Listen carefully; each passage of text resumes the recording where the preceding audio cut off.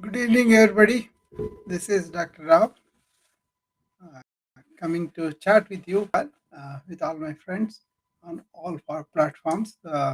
So, I'm here to uh, really talk about this topic. People think the storms are there to destroy us, but sometimes they clear path for us. Let me see, somebody is here. Um, okay, Rosemary. All right, so Rosemary is coming up. Uh, Glad. I like people coming up and talking to me. Hello, Rosemary. Hi, can you hear me? Yeah, I can hear you very well. Hi, I'm actually is anyone else in the room? They are coming in now. I just opened Okay, it. I'm actually kind of I was doing all this stuff and I was like taking care of I'm like basically in the middle of like I think a panic attack, but Ah, like I had mm, and I had just suddenly like because I get them sometimes and I guess I was doing too much and it's like really hot over here and yeah, so I yeah. ended up um so yeah, so how are you? I'm good. Rosemary, when my patient come to the clinic in panic attack, first thing we do is we kind of make them take deep breaths, especially with a brown bag, and that seems to calm the symptoms a little bit. Later on, we may ready get the injections or medications ready to give them, but the first aid, like everywhere, I kind of recommend them to use the brown bag and breathe into it because in panic attack you breathe so quickly, you blow out a lot of carbon dioxide, and that carbon dioxide kind of gives what's called hyperventilation syndrome. You'll breathe more and more. Okay, so that's a simple tip. Just So, well, just real quick, I wanted to ask you because yeah. I I am prescribed I am prescribed Xanax to take sometimes, and I don't like to take it much. But if I have a bad one, I am prescribed to take it sometimes. Mm, And so, but I had vitamin D and Xanax yeah. don't interact, right? No, no.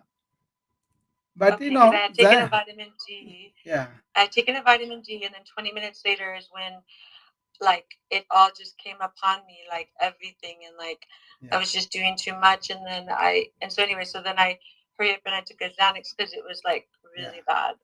That is like a storm that can happen. So what you can do is slow down whatever you are doing deliberately, and then pay complete attention to that. You know, don't take up the Yeah, next one. See, that's what sometimes what happens is we try to attempt to do too many things at a time, and that multitasking is not really good for us. So do yeah, one thing at a time. To slow down. If you have the time, slow down and then just observe what you are doing, be aware of what you are doing, and that itself gives you the psychological reserve of awareness. Thereby your thoughts will be cut off, you know so just understand, yes. yeah. Do that deep breathing, do that awareness thing. Both of them really work for people who are anxious. Okay. Thank you so much, doctor, and you really did. It's funny too because like I practice, and I teach so much of this stuff, Yeah, but even nobody's perfect, and yeah, like I yeah, even it gets the best of me yeah. sometimes. But you really helped me, especially with the last time we spoke, and Mm. that the process of breathing into Mm. seconds and then holding for 4 seconds and breathing out for 8 seconds. Yeah, that's a good one. Yeah, that's the That Bhastrika. really Yeah, helped me. yeah. That's good, Rosemary. What happens with these thoughts are it starts with one thought, but then the next thought comes very quickly, and then they go on continuously very quickly, actually mercurial speed. That's why they really wave a network that's not going to be easy to control. That's why you want to slow it down, as much as possible. Yeah. Especially in the Well, morning. yes, thank you. Yeah, morning you try that. Okay, right after you get Yeah. up, you are very vulnerable. Anybody is vulnerable, neurologic system. That's why don't expose yourself to too much material. Maybe look at the nature, maybe walk in the nature, smell the flowers, things like that. Simple things you do it, then you will be in yourself and come to the center. And the breathing, the Bastrika we were talking about, is really helpful for that. Okay. Yes, Mm. yes, yes, definitely. And is it true and so you don't take any medications, that you Yeah. just are all natural, yeah? Yeah, because I never have to take medications. And sometimes I have an infection when I working in the clinic. A lot of patients with infections come, right? Then I used to take an antibiotic once in a Mhm. while. Otherwise, when I had some diabetes thing, they started me pills, but I took it off and controlled my diet and activity, and everything is controlled. So I am practically without any medications since 2014. That's the last time I took an antibiotic. So That's that's wonderful, yeah. and that's wonderful. Yeah. So, like I said, I prescribed it to take the Xanax sparingly when needed, but and Mm. today I did, and then I started worrying. Like I'm like, oh no, I just took a vitamin D, and I don't know if that interacts, but I don't have to worry about that. Yeah. Yeah. Well, somebody commenting in my clubhouse room that if you don't have flowers outside, you can have flowers in the email too. So that's a good thing also. Just to focus it. That's a nice one. Yeah. Thanks for telling Yeah. me that. Well, So okay. thank you thank you for answering my question and helping me in that. Like literally, I said I got a on my text on my phone. It said that you invited me to be a guest, and then like I was literally in the middle of like a panic attack, and so I was like, oh Okay. dear, and then I just and so then I asked Yeah. you these questions, and That's a thank routine you. invitation you all get connections. That's not from me, but from the system itself. Uh, Okay, so okay, you yeah. can choose Well, to I come still or not to appreciate come. it, the Yeah, system doing that, you yeah, know. yeah. That's good. Okay, but usually I get guests slowly, and maybe a couple of people will come and talk to me. But I will come and say what I have to say, and then if they come up, I like it. But they don't come all the time. See, that's the problem. You know. So, but then that's okay. Yes. I will speak what I have to do, and then I will go away. I don't mind going to other people, but I don't know why people don't come and talk more freely. I invite them, to come and do it. It's up to them, right? So, uh, I'm glad Okay. you got some help. That's good. So, Thank you. yeah. Yeah, thank you, doctor. And yeah, I haven't been on here in a while. You're on Clubhouse too, right? Is Yeah, that?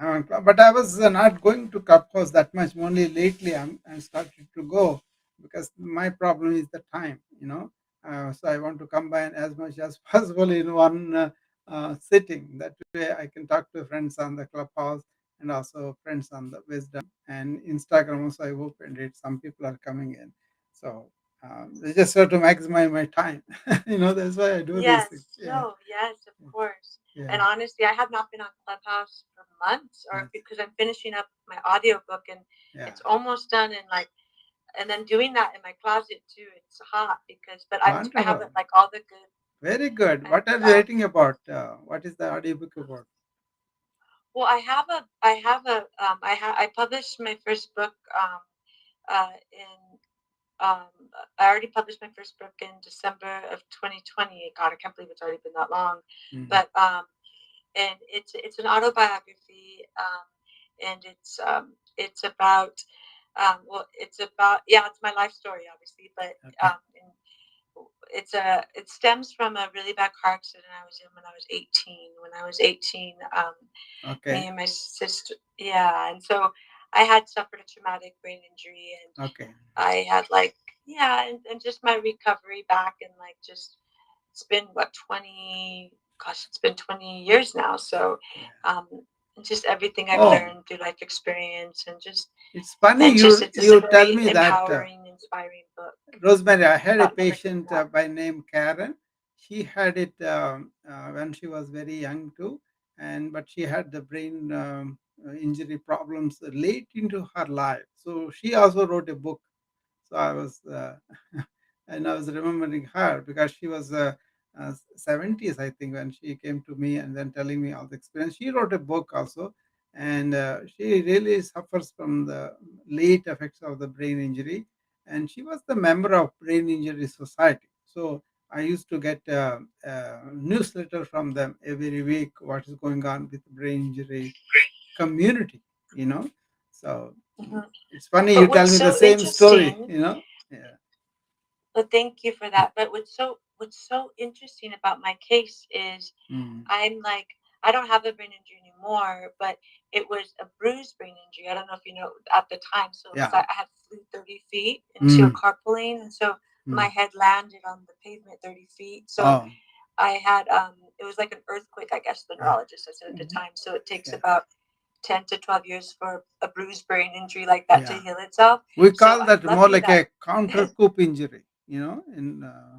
In description, we call it a counter coup. Like no opening, nothing, but the brain moves so much it can get injured there, you know, that kind of thing. But these days, concussions and all these things are coming into that category, and we know much more with a brain injury than before, you know. So, yeah, and it was yeah, and so today like I've never been better and smarter and wiser and just just so many things. I was inspirationally for a long time. I was like this voice inside me just said you have to write this book. You have to write. So I definitely was divinely guided to write my book, and it I took a see. while, but I finally got it published, and now I'm just finishing the audio version of my book, and so yeah, so that's gonna come out before my Hey, birthday, which is on Rosemary, September did you see 1st. my title? Storms in Life Clear the Path. You had the storm of brain Yes. injury way back. That cleared a path for you to really talk to a lot of people about brain injury. Maybe your book will help them, you know. Yes, and so and you know what? Like the people that's read it so far, and I've had different people reach out to me, Hmm. and it just and they have told me just that, how like that it just helped them so much, and it was Very good. just so many different reviews, and they were all just so Yeah. wonderful. And every time when I was writing my book, I always knew that's exactly my intention to get people to feel that way. So it makes me cry every time somebody Yeah. reaches out and says how much That's nice. their book has changed Did their you life have and a stuff. support group or something? Did you establish on the Facebook or something? Oh, what was that? Say that one more time. Support group, you know, patients go and establish a support group on the social media, and then people who had injury like you, they can come and join there and then exchange information so that they can really help each other, support each other, something like that. I had so many patients establish them for their own problems, which are unique, and then they were establishing support groups so people can come. Like a long COVID, I know one support group that my patients established, and they were going there, and they send me messages all the time. That's why I know about them. You know, Yeah, yeah, that sounds lovely, and yeah, I just yeah, I just like teach people, and I that's where I feel like I am now. And like I'm a teacher, and yeah, and I like sharing my story and just saying yeah. don't give up no matter what, and yeah. So the only thing I deal with now after everything is I get those panic attacks every Mm, so often. So it seems like that's the only residual that's left. yeah. You know, Because in my wellness group in the morning, what I do is hmm you can use them at home too. I tell them, come to the yoga session, do the yoga with me. But when you are doing it, first principle is be here and now. Don't get all the thoughts, everything from yesterday or going to be today. Don't get them. Stay with me, yep. be here and now, and do that. Second thing is deep breathe throughout the session, whether we are exercising, whether we are doing meditation, all the breathing is very important, right? And the third thing is Yes. do both sides of the body. These three principles I make them do, and then that helps them quite. You know, that wellness club is in the morning I do, or in the evening. I just finished my 6 to 7 session and came here. It is very invigorating session. We did advanced students with advanced yoga, but the same principles go. You know, so that may really calm you down if you do like that. Okay, do you do yoga? I gosh, no, I don't do Mm. yoga. I try to stretch when I meditate for 15 to 25 minutes every day, and I'm good at meditation because I've been doing it for a couple of years now. Mm. But I don't do, and I do the mindfulness, I do the deliberate appreciating and all that. But no, I don't do yoga. That's the one thing I'm missing. Yeah, I I know think yoga is a great thing. I don't like the term mindfulness because I think you have to have less of a mind when you do that. Okay, but if you are full of mind, Mhm. then that's not really meditation. You know, so that's something I teach them too. So there's so many ways people meditate, but then people don't understand what is real meditation is. If you are really meditating, even if you do morning and evening, through the day it will affect you. It should carry with you like a perfume all through the day. People try different things. I talk about that all the time. You can search my talks in this wisdom app, or or Instagram. Maybe some talks are there and you can listen to that. Thanks, Rosemary, for coming up. And this title I have put it today because people have storms. They really have big events that happen, right? Either accident or sudden worsening of the health, or relatives move away, or divorce happens. So many things happen, right? People, or natural events also happen. Real storms also happen, and destruction, all that. But in the here, what we're talking about is how can we really get out of a real crisis in our life? What is the best way to go forward? The attitude taking like this, that okay, the storm has come, but then he has cleared a path to how we have to go, and you don't want to think about the past as much as you can learn the lessons, but don't want to live in there, and just to carry forward, forge forward, and things will work out. That's what is the wisdom of this statement. I thought I will discuss that with people. So when you life happens to you, things happen to you, how are you going to manage yourself, both body and mind and psychologically, and how what kind of simple things you can employ so that you can come out of situation with flying colors. You may not win all of them, but at least you are not destroyed, or you are not made to really awaken the Frankenstein in you. That means the fear complex, or anxiety complex. But you can invoke the Einstein in you, which is wise and rested and cool and calm. That is possible. But for that, you should be preparing your system so that it won't react so severely with things happening, even the big things. That is possible. Okay, so I train people for the burnout and stressed out, right? So what I train them is to be enhancing their inner resilience so that they can face the real tough situations with guts up, with not a motivational talk, but preparing the system itself. There is a way to do the for the body. There is a way to the mind. That's what I want to talk about. So anybody wants to really show me some ways that they have dealt with a storm in their life, I would welcome them to come up and talk about it, and then we can further discuss on that too. So um, anybody can come up. I'm going to give you some examples of how we have seen that.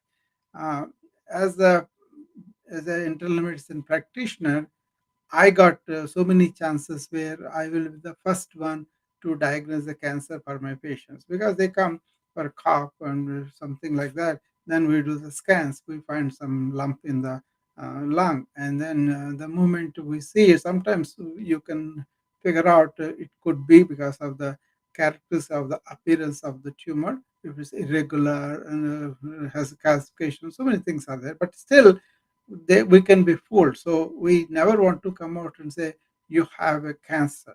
But what would like to say is you have a mass or a tumor appeared, but we don't know what kind of tumor it is. Even with that news, they get really crushed.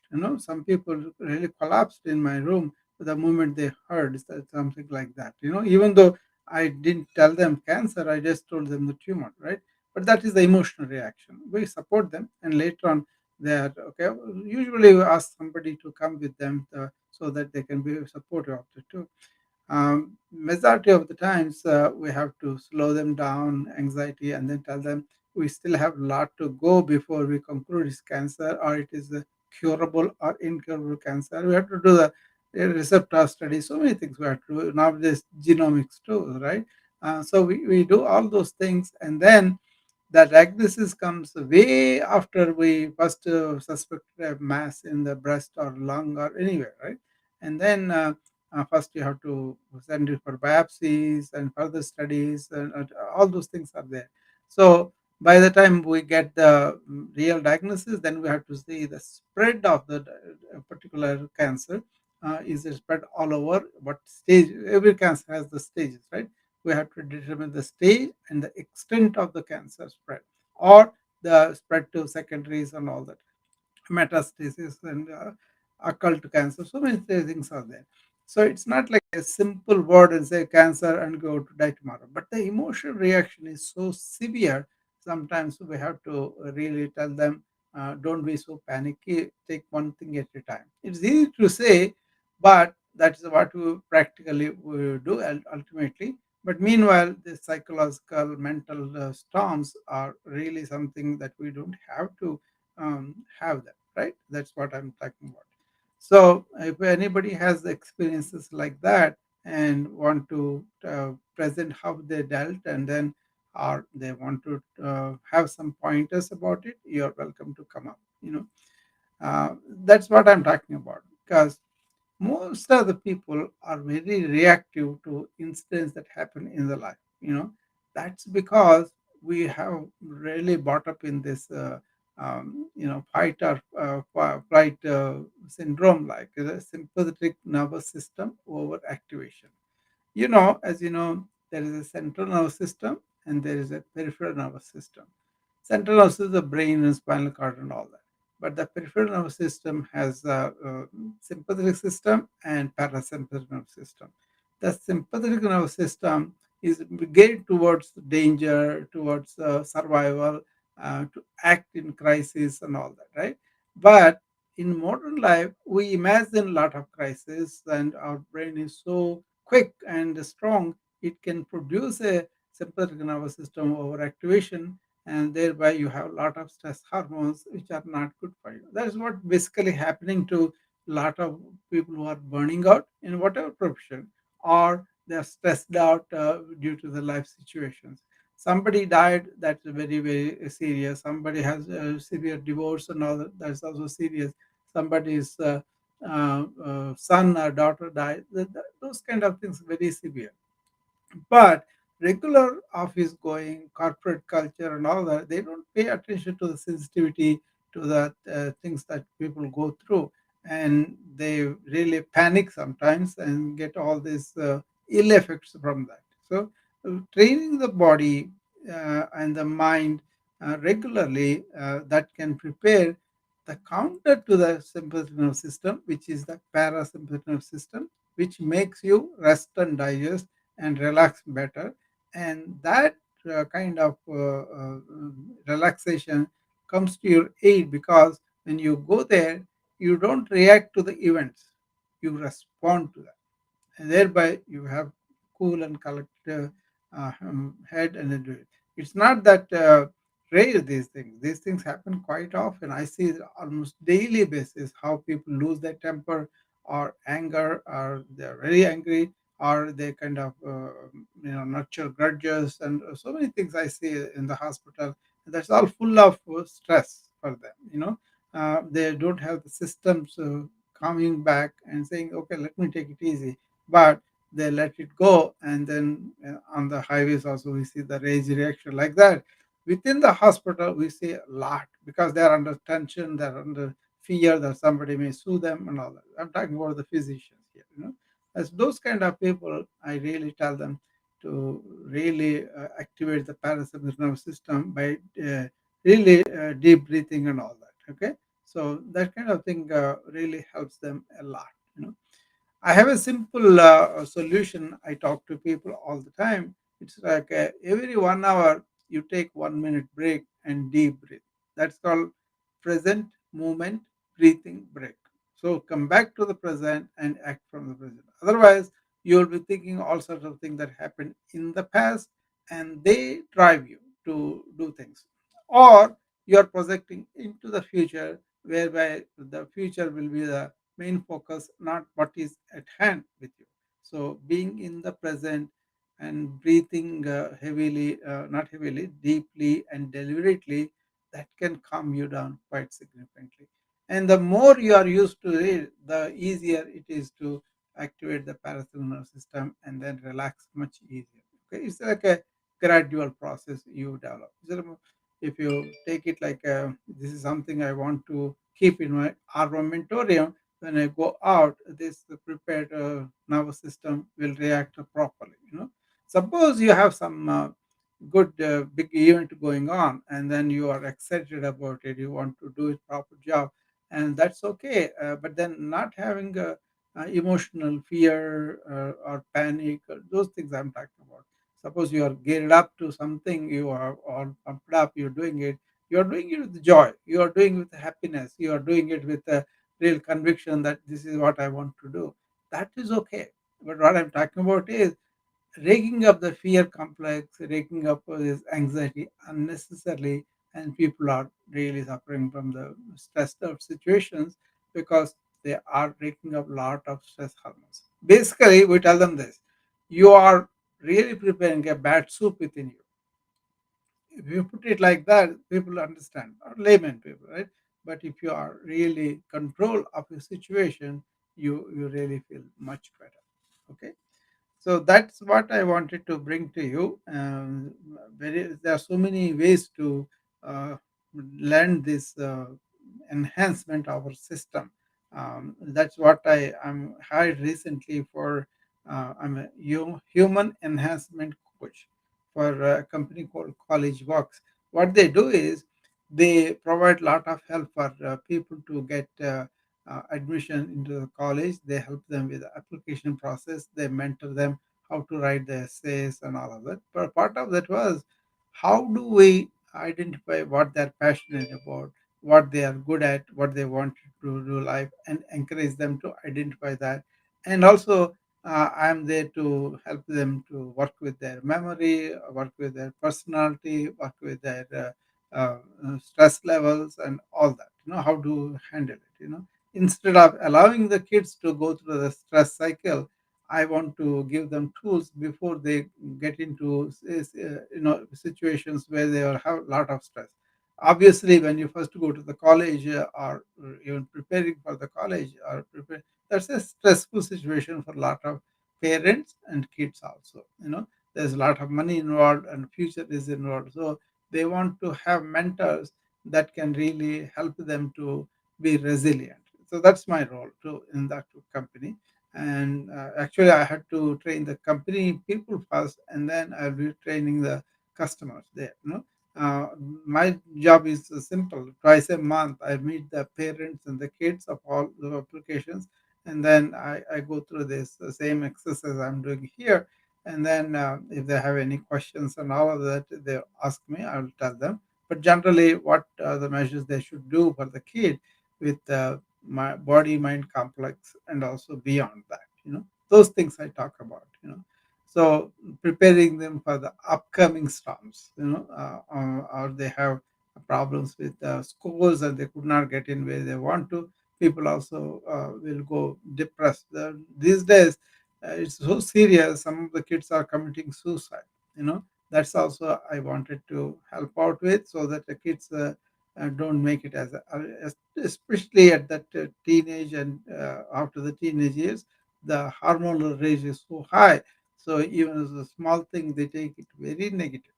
And because they take it so negative, that kind of gives them this suicide ideation and all that. So we work with that too. Yoga has tremendous tools for the mind. Actually, yoga is for the mind. A lot of people don't realize that. That's what happens with a lot of people. Okay, so that's why I found this topic, because I was listening to somebody and he mentioned storms are producing a lot of havoc, but then look at them as clearing the path for you. That will be very good. It may not be true all the time, but in general, symbolic sense, that's what he was talking about. I hope this made some sense for you guys. Anybody wants to come up and have a conversation about this, you're welcome. I'm also running this inside job for wellness for the last 2 days, and 3 more days are left there. So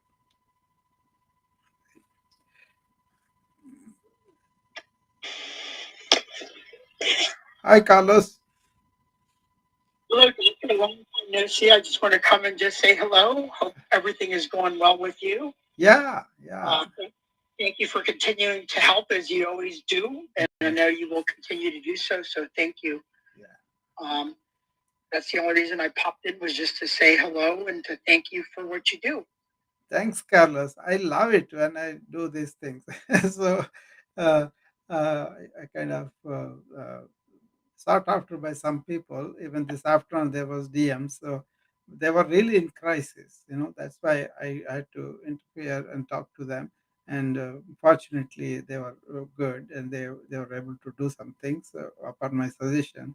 Hopefully, things will work out well. And then I remembered this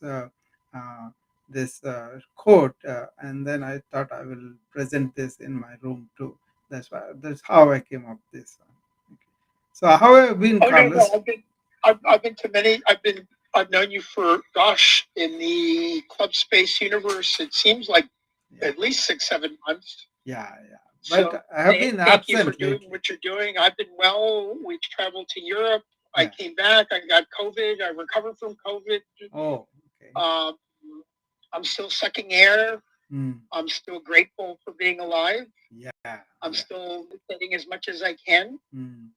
You And overall, I'm very happy, okay? with my existence on this Very little good, rock. very good. You see, this COVID also, they have this long haul. That means even after 3 months after the infection cleared, they're having symptoms, and some people have like a 1.5 year, 2 years, and all very unpredictable symptoms also. That is something very concerning because a lot of people are having the long COVID.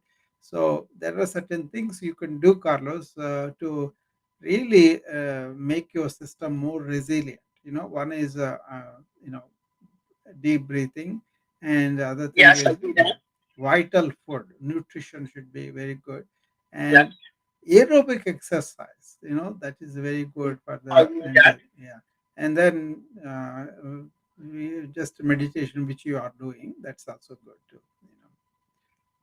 I have other good news that I Mm, should share. mm, Well, sort of good news. mm. My brother had a bypass surgery for his heart Uh-huh. uh, because his arteries were clogged enough where I guess he went to several medical professionals and he had his chest cracked open. Mm. Now, now, I myself have had hereditary high cholesterol, Okay. and and because of my brother's recent surgery, I decided to ping my doctor and say, "Hey, I want to know." Mm. And I've had these stress tests. Like they put me Yeah, on a machine with an EKG, blah blah yeah. blah blah, and everything came out perfect. But I wanted to know because of my brother. So yesterday I had a CT scan done of my heart, Uh-huh. and it came back, I guess, fairly positive. Mm. None of the major, like the aorta and the different valves and the different That's good. major structures of the heart were fine. Okay, that's good. However, Mm. Mm. they did find uh, some disease in some of the minor structures, the arteries feeding the heart, specifically the R1 and the D1 arteries. Okay. Uh, One was at around 80% calcification, the other was at around 40%. But that was the worst of the worst. In other words, everything else was fine except for those Okay. two arteries that apparently were not as good as they should be. Yeah. I am on statins. my cardiologist finally convinced me to get on statins. Mm. I've been fighting my doctors forever and not getting on statins. My attitude was, look, I'll get on statins and then I'll have liver cancer. And this cardiologist took the time to explain to me, that it's your arteries are sort of like a river. Yeah. And even though my heart is fine right now, that the statins can help me down the road to avoid, a heart attack or something like that. So he convinced me, and I'm on statins now. What kind of Even though congenital? my heart is relatively You said good. Congenital, right, Carlos? What kind of congenital hyperlipidemia you have? Say again. You said you have congenital hyperlipidemia. What kind? What kind of hyperlipidemia you have? I have genetic hypo, whatever the term. I didn't even know the term. High cholesterol genetic is my layman's way of explaining it. I mean, there are extremely high cholesterol genetically. Usually, the LDL is very high. Triglycerides are fine. Yeah. My HDL is very high. Mm. So really, the only thing is the high LDL component. Okay. But other than that, everything else is sort of You know, okay. what I used to do with patients who have this kind of thing, I used to classify them into what kind they have, because regular lipid clinic I have in my own clinic, and we have the results right there too. And they took the blood, we don't have to send anywhere else. We have equipment to see the lipid profile right away. But then there are some people that we need to do further. So we used to send it to Chicago to get the what's called hyperlipoproteinemia profiles. So many are there. Important thing is, according to certain profiles, you can prescribe diet so that it won't get worse. That's why I'm asking. Yeah. So you may want to have a talk with your cardiologist, and he will be able to better help with you. Okay. Well, clearly, diet is an important component. And I'm pretty good. My wife is good as far as, I don't eat at McDonald's every day, and I know to eat lots of healthy fish and veggies and things like that. I mean, we all know what to do. I mean, most of us.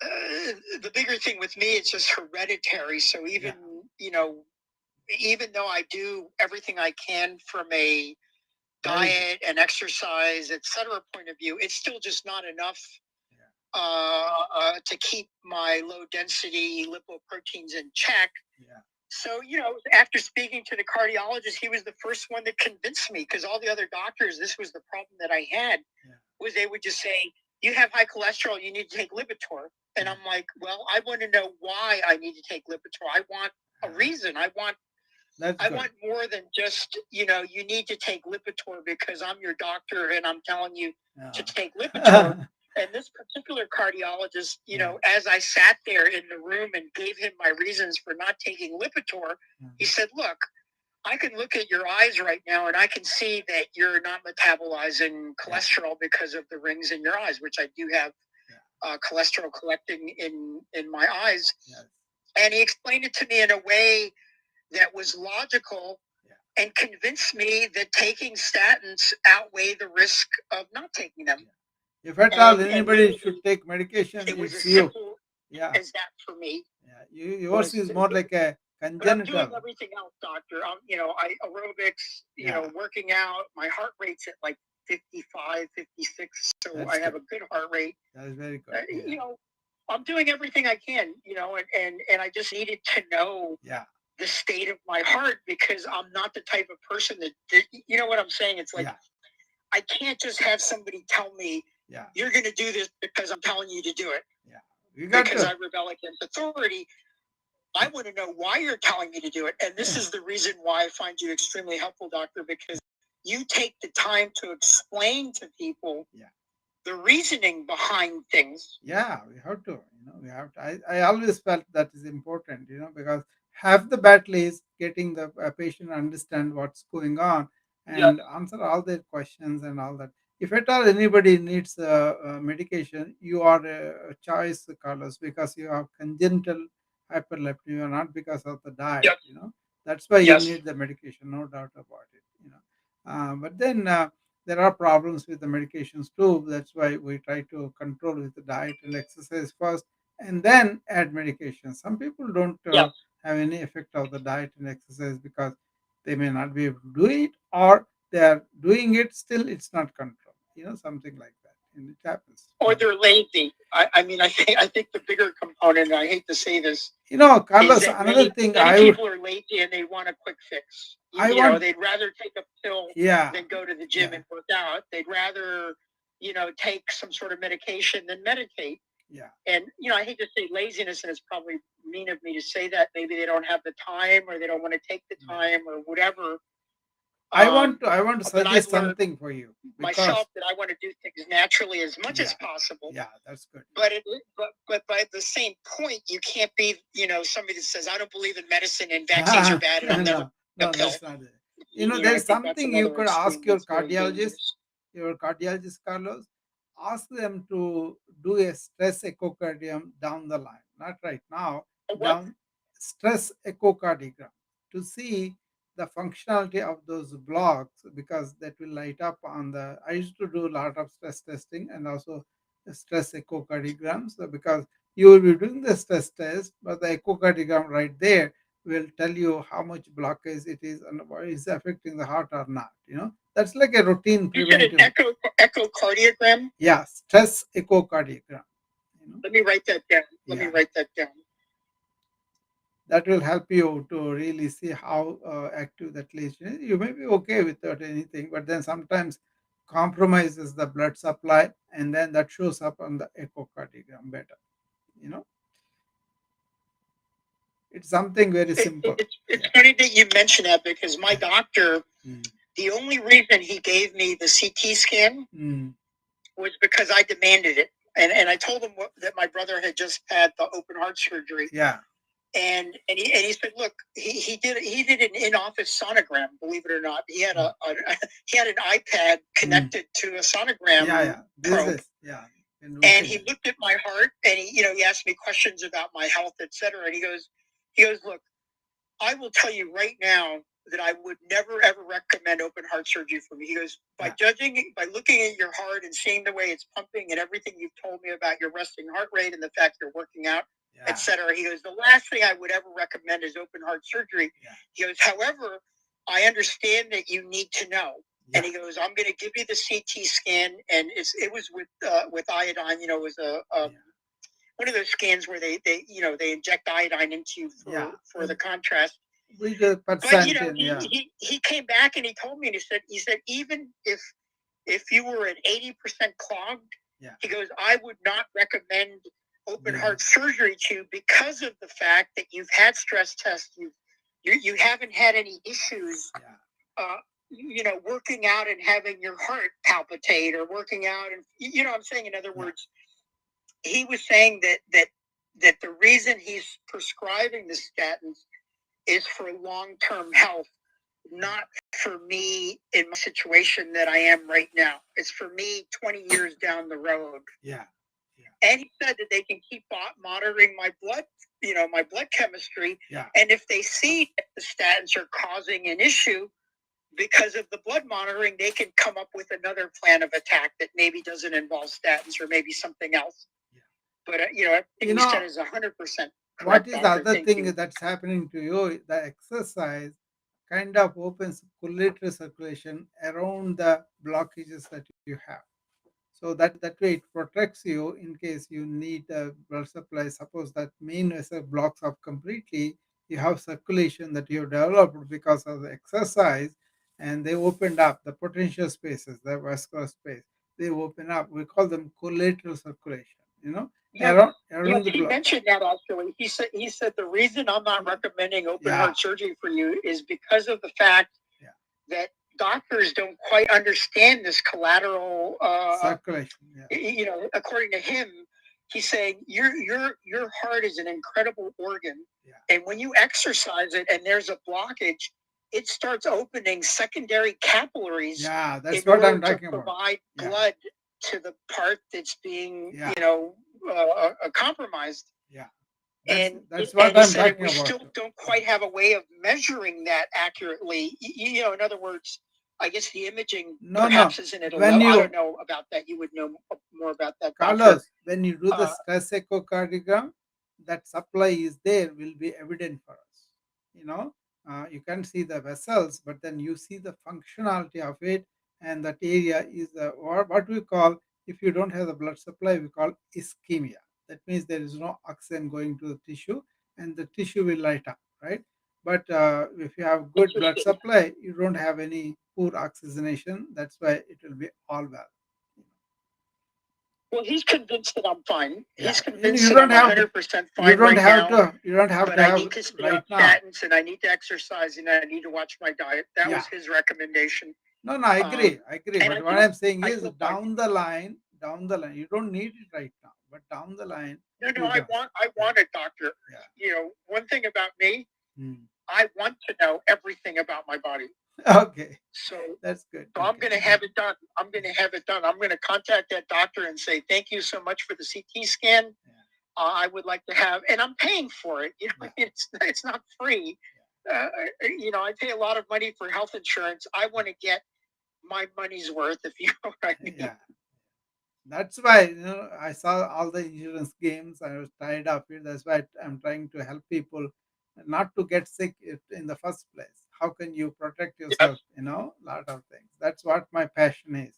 How can I help people to be well and then not get sick? Because if you really do a lot of preventive work, a lot of education, people can really take care of themselves better, so that they don't have to come and see doctors like me or anybody else. We will Well, treat you. that's why you're a beautiful human, doctor. You're one of my favorite people on earth, Yeah, and I will say that. yeah. I mean, I'm doing a book now, Carlos. It's called Are you Modern Challenges and Ancient Solutions. interesting? What it is ancients lived very close to the nature, not only the Yes, nature, but also nature of our bodies, understood our bodies better, and then really yes. metabolized everything better and all that. So I want to bring some of those hacks so that modern people can use them. When I treat them for burnout, stressed out, these things come out. But I want to make it a book form so that it will available a lot of people. Oh Um, my God, when is your book coming out? This is exciting. Probably 3 4 months. It is on the way. I already have chapter delineation, what I have to do, and all that. Now the some new research is being done, so I can give them the latest figures of, for example, burnout. What is the status of that? How it is there? We are going to do all of that. And then 3 4 months maybe it will come up. Okay. I would love. I'm connected to you. I'm gonna have to send a reminder myself to Yeah. remind myself. Yeah. Sure. But I see you come up. So this is I see I'm following you. So you Yeah. come up on my timeline when I'm on Clubhouse. So Yeah. hopefully you'll be having a room announcing your book. Oh yeah. Because I will tell you right now, I will purchase it. I Yeah. would be very, very interested in getting that book. So Yeah. thank you for that. Yeah, it's being discussed in my wellness club and is discussed in the rooms. I'm telling them, and then also giving the input or feedback from them, and what kind of. I told them all the things that I'm discussing, and then people are suggesting more things they want to listen, and so I'm compiled a lot of data from people too already. So which is going to be good. I'm writing for them, so I thought I will take the feedback ahead Hey, of So, if you're taking any feedback, anything on consciousness, yeah. and maybe that's too big of a topic, but if you could even put a little No, snippet no, in there about that's going to be the human brain and consciousness, I would be very no. interested also. Conscious is the main topic in a way, because the Oh, interesting. science of consciousness has evolved systems of yoga, Ayurveda, Siddha, Nanani, Yeah, and even the Chinese medicine, Japanese Zen, so many yes. things, right? So what we think in the modern time is consciousness is only in the brain, but then ancients knew that consciousness was a fundamental thing, and in that we manifest with bodies and mind. So it's a big argument, big thing, but my main meditativeness is because of that. I understood that and try to be in the being, so the mind and body are managed better. Yeah, definitely So there not will be to a put big. you on the spot, not to put you on the spot, doctor, but I'm going to. Yeah. I have come to my own conclusion based on my own research Sure. that human consciousness survives the human body and that the brain is not necessarily Absolutely the source of consciousness. Would you be willing to make a statement on that?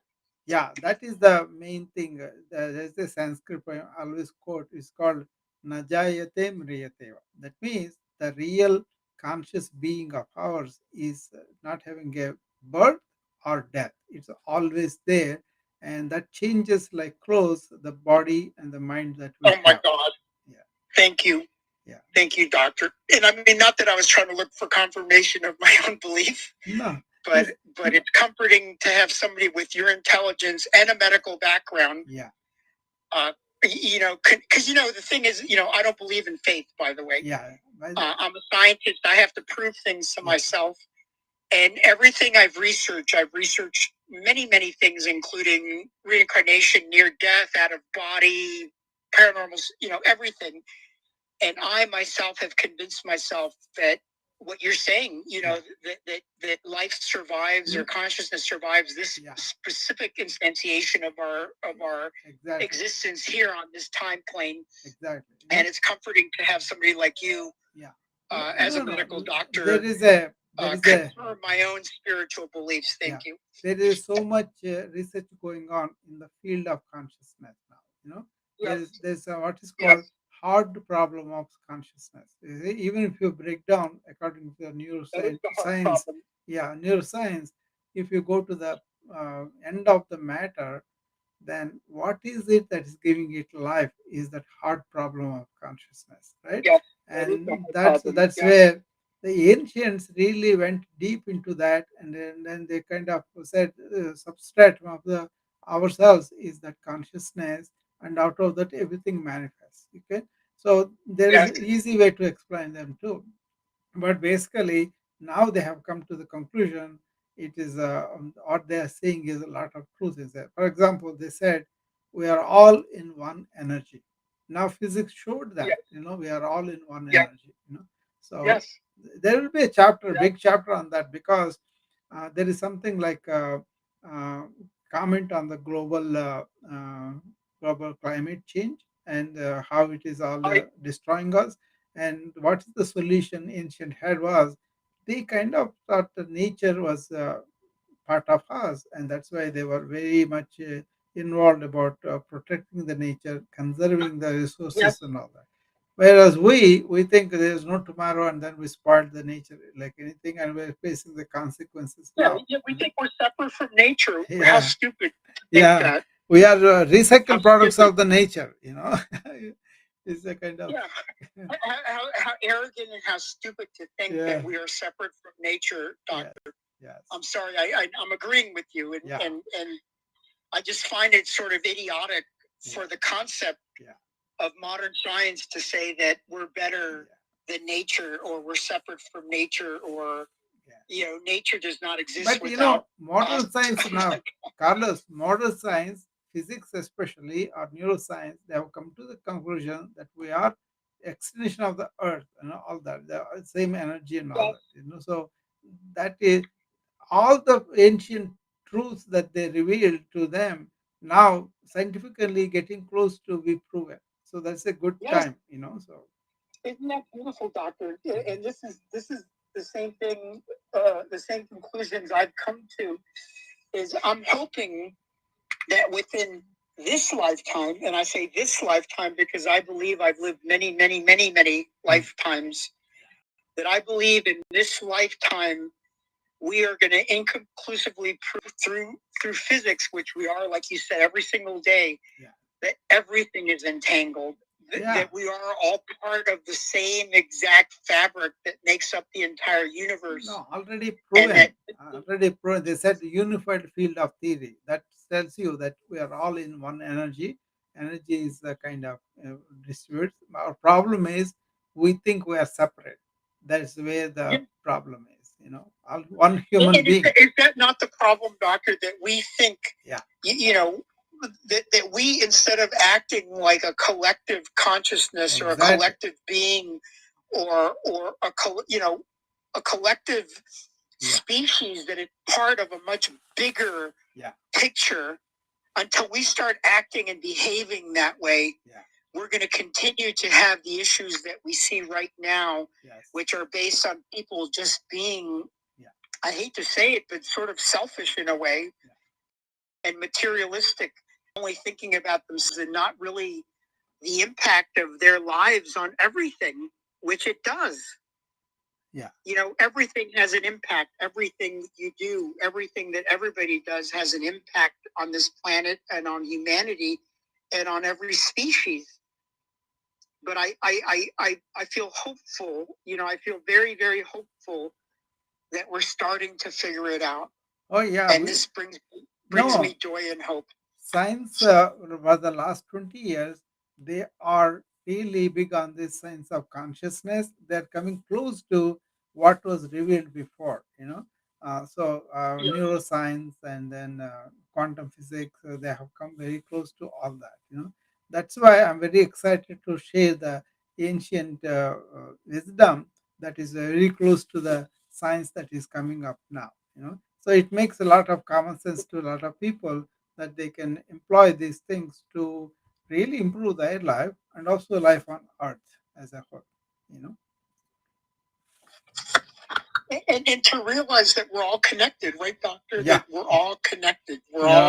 Very much. We're all connected as beings and with the universe and with everything. Everything. Everything. There is a statement I always refer to when I tell them that we are all one, human beings and animals and plants. It's called Vasudhaiva Kutumbakam. That's the Sanskrit word. That means Vasudha means the entire world, Kutumbakam is one family. Yes. That was told thousands of years ago, and then they lived like that too. That's why they were not invading people or they were not separating people and then declaring wars and all. Now we have this all these divisions of countries and then faiths and so many ways we divide ourselves and then we come. That's why I say I'm a citizen of the world. I'm a human being. I don't have any faith, anything like that. So, but I can see the wisdom in the religions and all. I will take that, but I know to separate myself from other people. Yes, Doctor. You're a beautiful life force, and I want to say that. You're a beautiful, beautiful life force, and I thank you for being on this planetary existence that I'm experiencing right now. I'm just a human being, but I try to be a human being, not the titles and everything, but just a human being. So, I think we have to come together quite a bit. See what is happening with the Ukraine, with that war. So many people are going to go hungry in North Africa and Asia, Afghanistan. Millions of people are going to be dying. What makes me sad, Doctor, is that right now we have all the technology to fix every single problem on Earth if we would just start collaborating with each other and working with each other as one human species. Yeah, we are spending so much money on the military things that we are wasting all that money, without giving to the people who need it. So, yeah, if only we come together, then it will be very, very easy. And if we come together, we make it obsolete. That's the beautiful part of it. Yeah, is that there's more of us. Yeah. What I'm encouraged, more of us. What I'm encouraged, Carlos, these millionaires kids, they are much more humane and they're together. They don't have these legions like the elderly people. They don't have this big burden on their head and all that. I'm very encouraged when I see their attitude to the ecology, to this unification, which I always work for. I'm very encouraged to see them. They're very young, but they know a lot more than our generation. And they are very sensitive too. Yeah. And they see no gender, and they see no. Now that you're mentioning that, Doctor, the children are what give me hope. Yeah.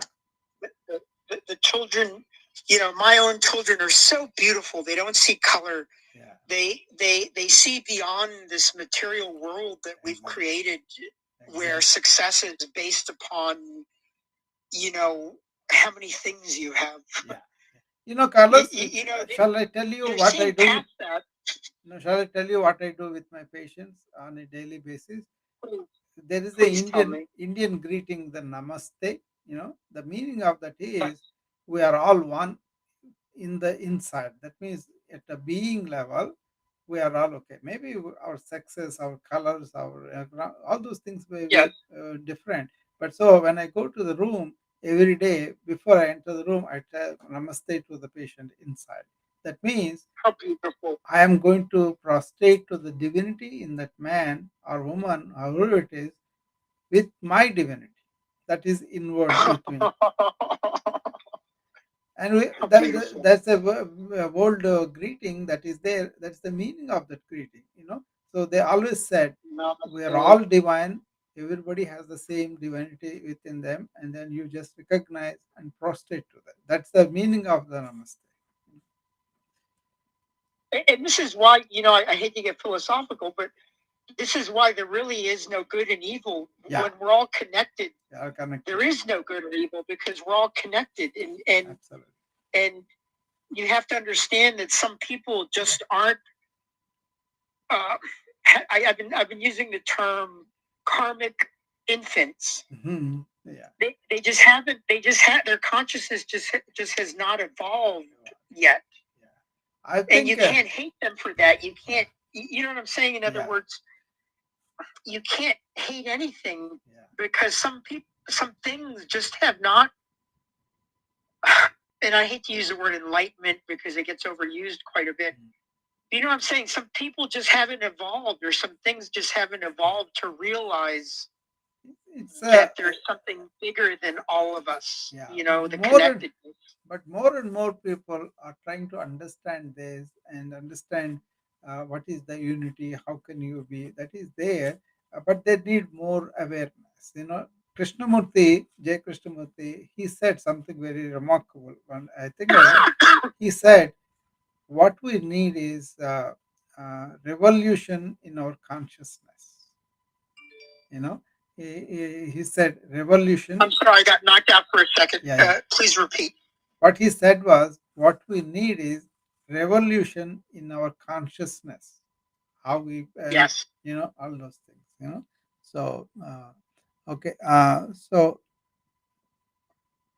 I think my Instagram went out of way there. Anyway, it is beyond 8 o'clock. I will be leaving tonight.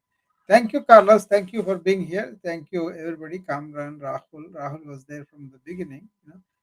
If you have any questions, I will stop for a few seconds. Otherwise, I will hang up it by now. Okay. I apologize for hogging your room, by the way. But No, thank that's you okay. so much. That's okay. We are talking about things that are useful for everybody. That's okay. No problem. Our friend has come. Thank you, Doctor. Hi. Great discussion. Great insight. Yeah. I'm just wondering, have you listened to Dr. B.M. Hegde? Oh, yeah. He's my favorite too. I know Dr. Hegde very much. All his work. Yeah. A lot of wisdom there. Oh, yeah. He's a good doctor like me. And then I agree with a lot of philosophical things he has. And then he has scientific background too. And then he quotes a lot of papers and very nice. And he is also like me, practice yoga daily. He doesn't take any medications. Yeah, a lot of common with Hegde. Yeah, I like him very much. Yeah. And his take on brain and consciousness is very interesting. Yeah. He says consciousness is out there. It's not within the body. Brain is not where consciousness is. Yes, that's what it is, because it is like a screen of a movie. You know, on the screen you can run a movie like our body, mind, thing, but then they don't touch the screen, because screen will be like that. Something flood happens, something, all those movie things. Yeah, they will be there, but then it doesn't touch the screen. So like that, substratum is consciousness is in not only in us, in also all over the, that's called Brahman. Brahman, that means enormous thing, right? So it kind of encompasses us. It is away through us, but it's not affected by any of our activities and all that. So that's why it's called Brahman, And in Chinese, they call it Dao. That's what he's talking about, Hegde. Yeah, I knew what he was. It's not from him. It was there from ancient wisdom. It was there, and we all understand. Yeah, right. Yeah. Yeah. He's quoting. Yeah, but you can realize that. You can realize that, Cameron. That is the thing. There is a ways to really by ourselves, not by somebody tell us that we can investigate, we can go into it, and we can realize that. They said these Mahavakyas, single sentence, they have described this entire thing. They said there is consciousness around in and around us in all the inert substance. So it is a low level. It is there in plants and animals and this one. For example, Ramana Maharshi is somebody who really identified that. He stayed in that all the time, right? And one time, a big python came into the garden. It went up some some kind of nest or something there, and then it settled down there and came down and went. You can see the being in her, the conscious being. So that is the thing with people who are in that. But like Hegde and me, we kind of only talk about it. We're not realized souls like Ramana Maharshi is. But we have a little more information about not thinking just this body and mind is everything and nothing else. But I can identify that I have a couple of exercises I do to be in that being. Like for example, I'm doing yoga with my students this evening, and there is one place where I say, just be your witness. Don't indulge in the thinking, but just witness the thoughts. So when they do that exercise, they just observe the thoughts, be the witness or watcher. And who is that witness? That is our deep awareness. That is beyond thought and body. So once you are established in that being, then you can have a distance from the thoughts happening. You won't react right away. You won't catch the thoughts and run. So that's a very, very good state to be in, because I don't have to do meditation, because I'm in the choiceless awareness that is thoughtless. So our real nature is not having lots of thoughts and all. The thought will be there, but it won't dominate us. Once you are in that being, you are really blessed, because it is a beautiful feeling, and it doesn't have all these thoughts going around. So I don't have to sit down and meditate, even though I teach people to how to control the thought. But it has settled down to the extent where I am in the awareness all the time. That is choiceless. It is there already with us, but we kind of cloud it with a lot of thoughts, egoic thoughts and all that. That's why we don't realize that. But once you realize that, that's a very blissful feeling. They call it Sat Chit Anand. That's what Hegde is talking about too. But Hegde has this other thing too. He shows these things in the biological way too. That's why. I mean, he's recommending exercise, diet, and yeah. Now I saw one of his clip where he's talking about how heart disease is linked to the brain, agitation, anger. Oh, yeah.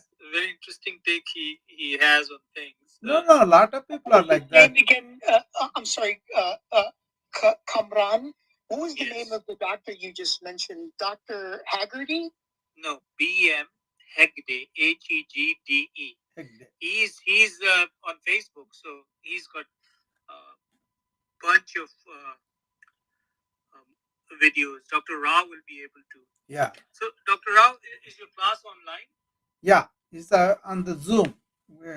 I mean, there is a membership, and all the members will pay a monthly fee, nominal, but then they get the Zoom link and then join me in the morning and in the evening.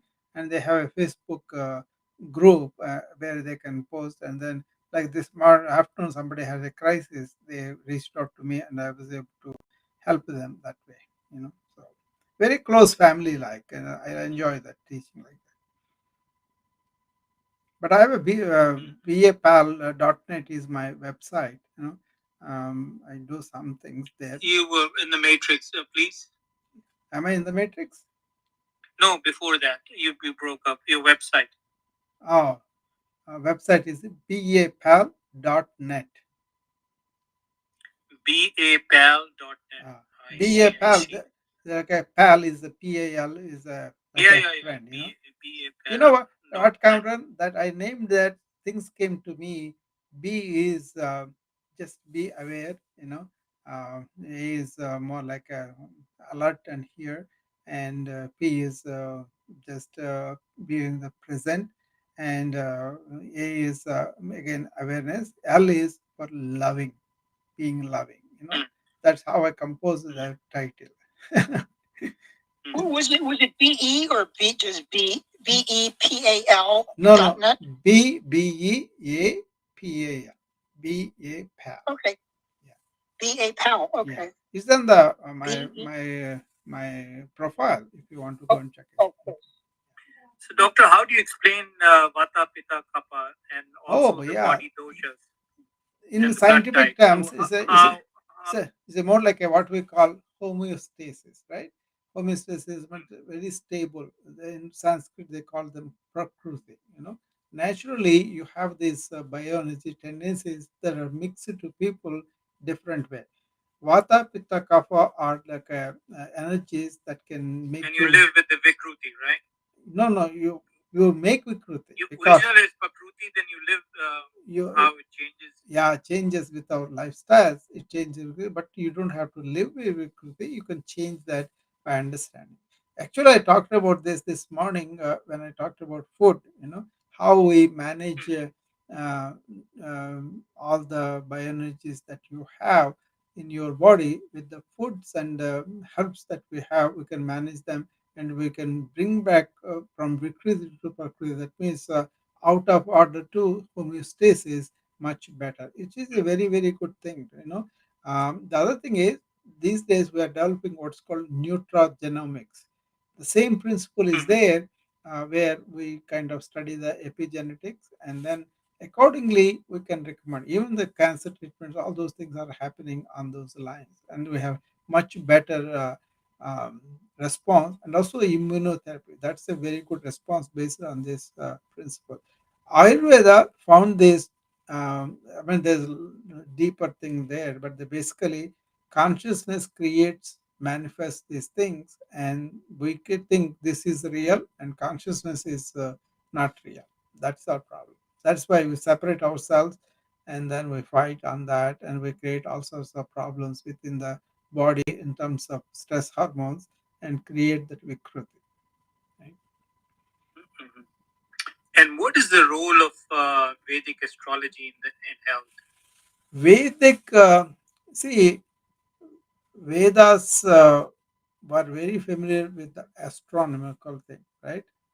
Like all the planets in order, they can influence people's chemistry. For example, our body consists of 70% is water. So, like in the moon attraction causes the waves in the sun, in the sea, like that, when the electromagnetic force that changes between the planets can influence our thoughts and our thing. We used to see a lot of people go out of whack when they are, some mood disorders, and at the night time of moonlight, full moon nights, they used to come to the emergency room all disturbed.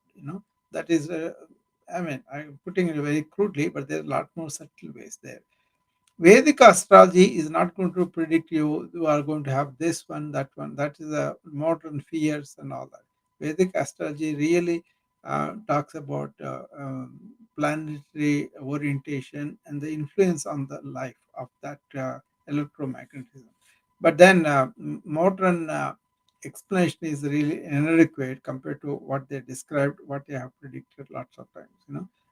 It's more like our energies also produce those things too. But modern life has become more like a psychological fear, and then they want to check, they want to be hopeful and all. That was not the thing. They said you got to take responsibility to your actions and then do them with a detachment. So, but there's a big subject, Vedic astrology. Yeah. Interesting. Yeah. You know, Well, thank you very much. I could tell you one author that you want to read on that. David Frawley. Do you know him? I've read about him, yeah. He wrote a book on the Aztec astrology. You should read him. I think he has very articulate way of interpreting ancient wisdom. I like him very much. I feel when you look at the three major branches of astrology, the Western, the rising is different, Vedic is different, Tibetan is different. So, how do you get an accurate reading? Well, uh, what ancient had was the revelations of truth that they had when they calmed their superficial mind and went into deeper intelligence that is pervading everybody everywhere. So, to go to the astral planes and all that, you have to calm your superficial mind. But Western mind is all superficial agitation. They have to go beyond that. But if you take a scientist, that's what happens exactly for them.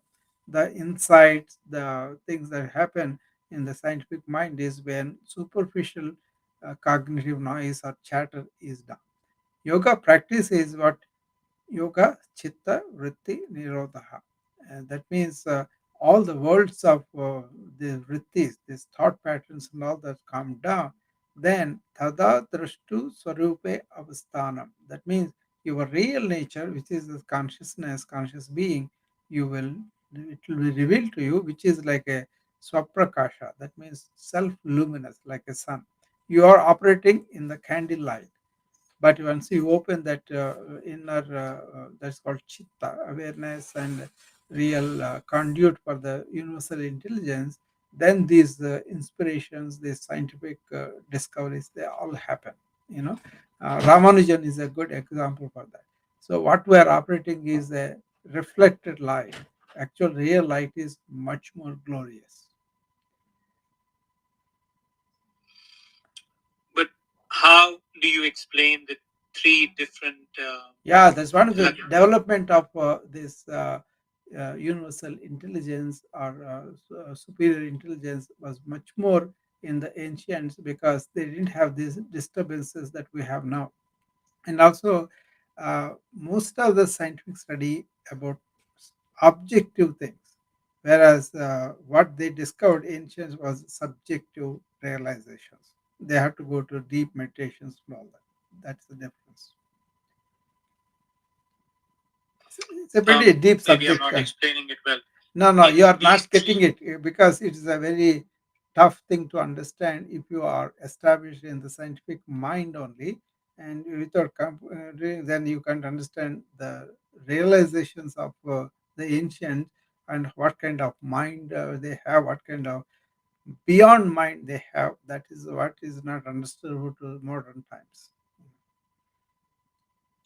does it have to do with the fact that we can only perceive Yeah, that's it. dimensions relative to our own time and space, but Yeah, there are other dimensions higher than us exactly. that would able to see everything that we can see, and modern science can only use Yeah, the objective. present dimensions that we have to objectively look at things, No, but they can't comprehend. no, deeper thing is, Carlos, sensory perception confined to is the state of moderns.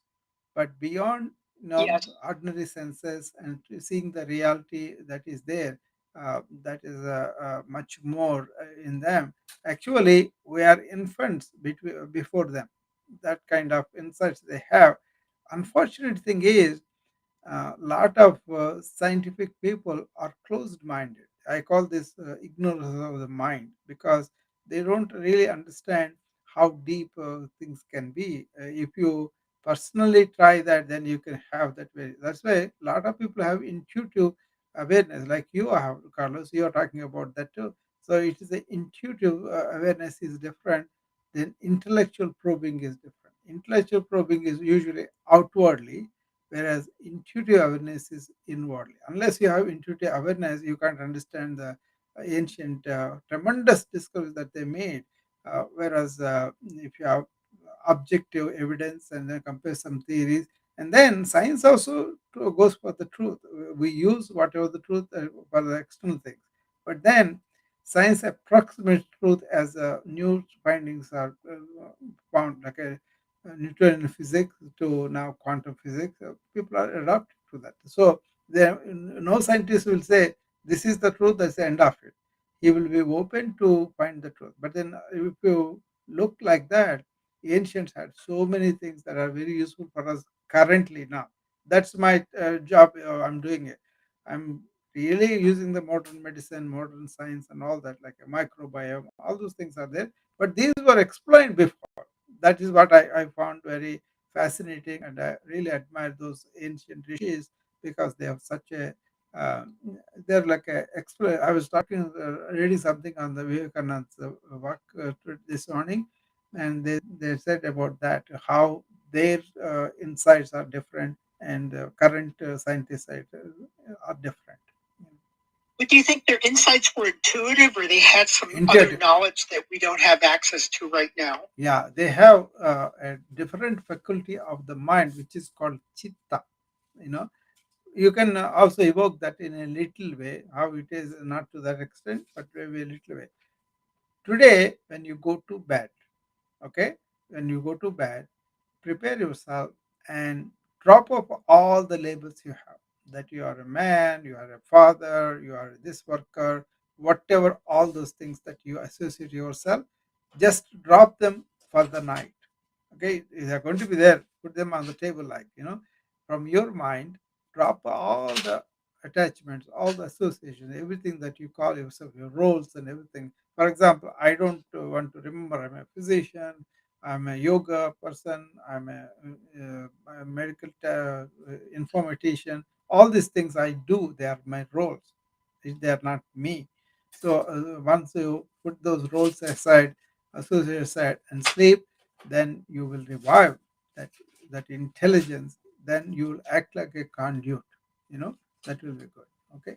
Uh, uh, so okay. And I've asked this before, and I know you have to go, Doctor. Thank Yeah. you for being so kind to hold this room. Yeah. You and I are both in America, and I promised that I want to come visit you. Yeah, sure, Carl. Where is your medical institution so I can come visit you? And I would I would mean, be honored and I mean, deeply honored if I could meet you someday in real life, whatever that means. yeah, I mean Iowa. I used to have a Iowa, big clinic very here. close, Yeah, very close. yeah. So very Thank you, good. Doctor. I will Yeah. find you, and I look very much forward to the day that I can give you a big hug in person. Thank you, Carlos. Okay, okay, Cameron. We will. If you are interested, you can communicate with me on the Instagram or some other way. Okay, or on my website, whatever. Yeah. Do you mind keeping this room open? If you make me a moderator, I could keep it open. I would like to talk, for example, with Kamran if he's willing to speak further about. Or I guess we could start our own room. I don't know if Kamran, if you want to start your own room, but I'd be very interested in understanding what you know about Dr. Hagdi.